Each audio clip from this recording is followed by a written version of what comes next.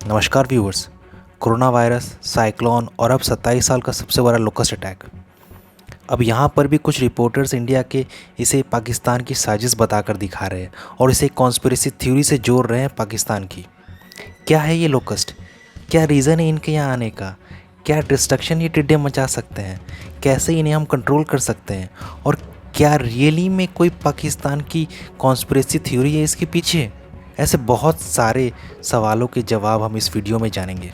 चलिए देखते हैं। इस वीडियो को शुरू करने से पहले मैं आप सभी को एक बैकग्राउंड देना चाहूँगा लोकस्ट के बारे में।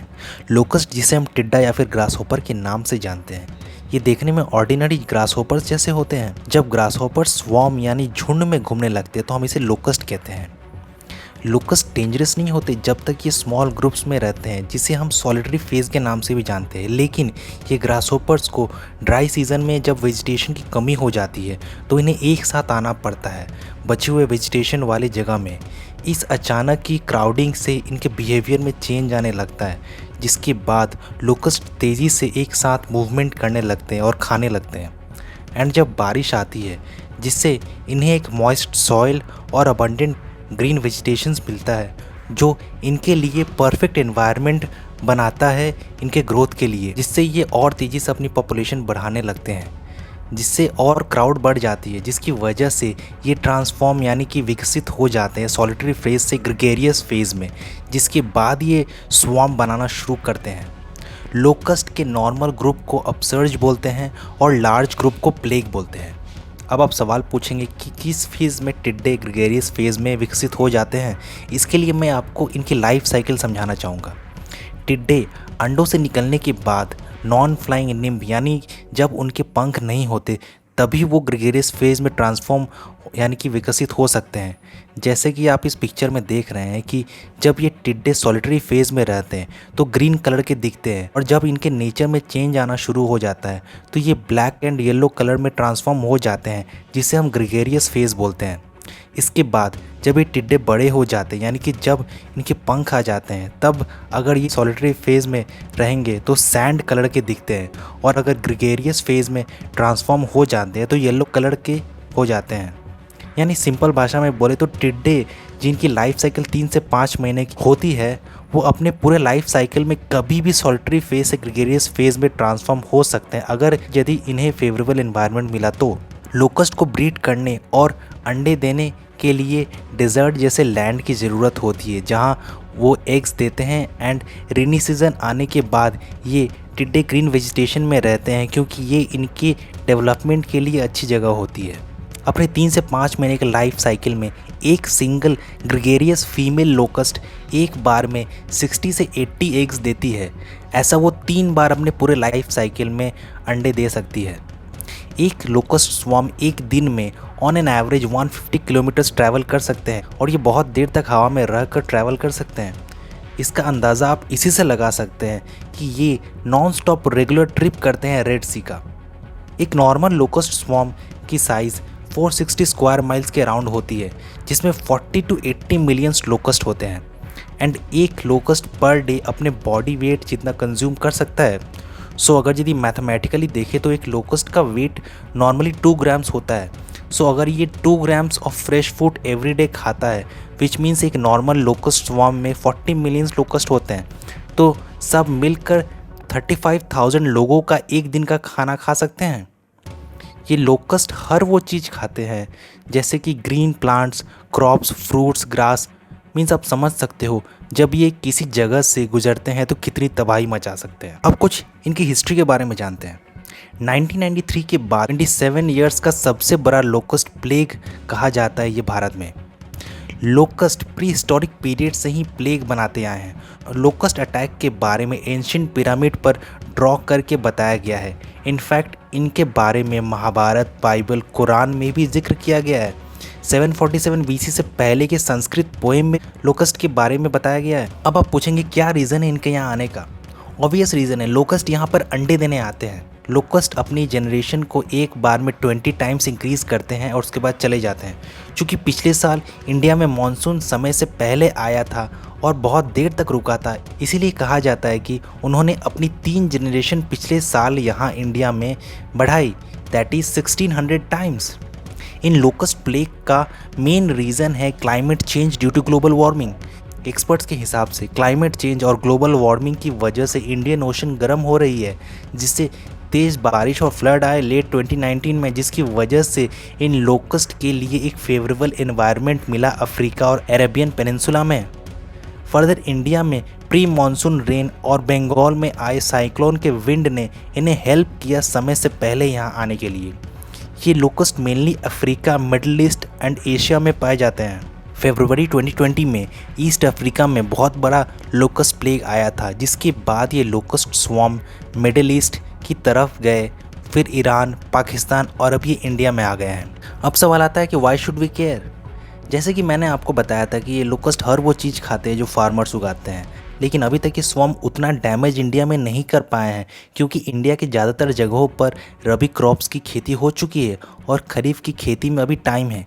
इसीलिए ये जो लोकस्ट प्लेग है वो इमेच्योर लोकस्ट है, तो इन्हें फ्रेश फूड हर रोज़ चाहिए ताकि ये ब्रीड के लिए तैयार हो पाए। लेकिन चूँकि ऑलमोस्ट सारे क्रॉप्स काटे जा चुके हैं तो इन्हें खाने को कुछ नहीं मिल रहा है, इसीलिए अब ये हर वो ग्रीन स्पेस पार्क्स में जा रहे हैं जहां उन्हें हरियाली दिख रही है खाने के लिए। जैसे कि जयपुर, नागपुर में भी लोकस्ट स्वॉर्म को देखा गया है। इनके ग्रोथ को अगर यदि नहीं रोका गया खरीफ क्रॉप्स से पहले, तो इंडिया में भी वही होगा जो केन्या, इथोपिया, सोमालिया जैसे जगहों पर इन लोकस्ट प्लेग ने फसल बर्बाद करके तबाही मचाई है मार्च अप्रैल के महीने में। वैसे ही यहाँ पर भी किसानों को बहुत नुकसान उठाना पड़ सकता है। अब आप पूछेंगे कि तब इसका सलूशन क्या है इन्हें रोकने का।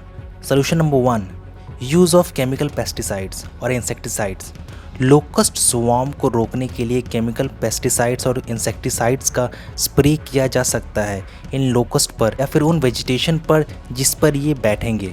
चूँकि इनका रिज़ल्ट बहुत तुरंत होता है, इसीलिए ये मेथड सबसे ज़्यादा यूज़ होता है इनका कंट्रोल करने के लिए। लेकिन हेवी यूज़ ऑफ पेस्टिसाइड से वेजिटेशंस भी ख़राब हो जाते हैं इन केमिकल की वजह से। Method number 2, use of eco friendly pesticide.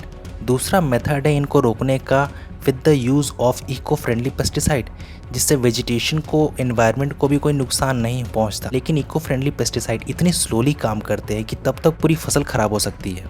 Method number 3, use of birds. चौंकिए नहीं, 19th सेंचुरी में इंडिया में लोग इन लोकस्ट को रोकने के लिए बर्ड्स की हेल्प लेते थे, जैसे कि kites, crows, storks, ducks, hens, sparrows etcetera, जो लोकस्ट को खाते थे। ये बर्ड लोकस्ट को कंट्रोल करने में हेल्प करते थे। लेकिन during the course of time in birds की हंटिंग एंड डिफॉरेस्टेशन की वजह से इनकी आबादी में कमी हो गई, जिससे अब ये बर्ड्स इन्हें कंट्रोल नहीं कर पाती।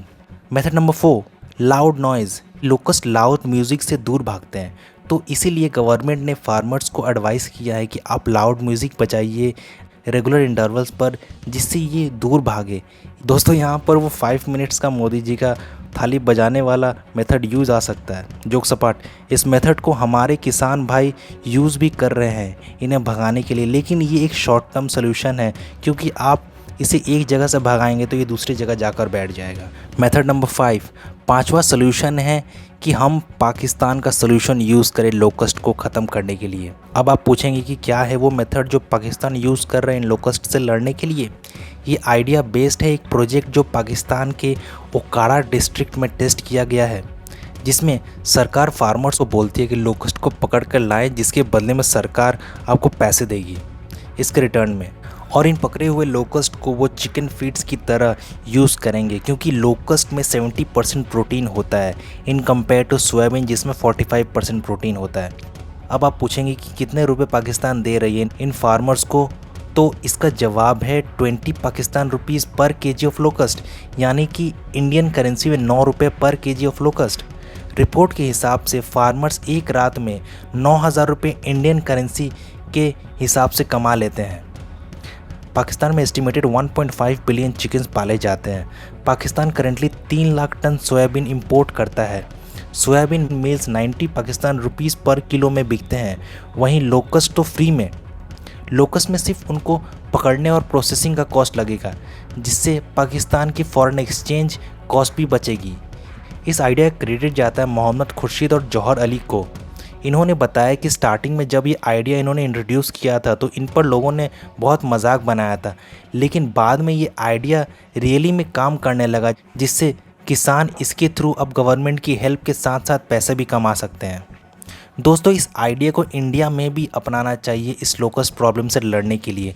इनफैक्ट आरएसएस ने पाकिस्तान के इस आइडिया को अडॉप्ट करने की बात कही है।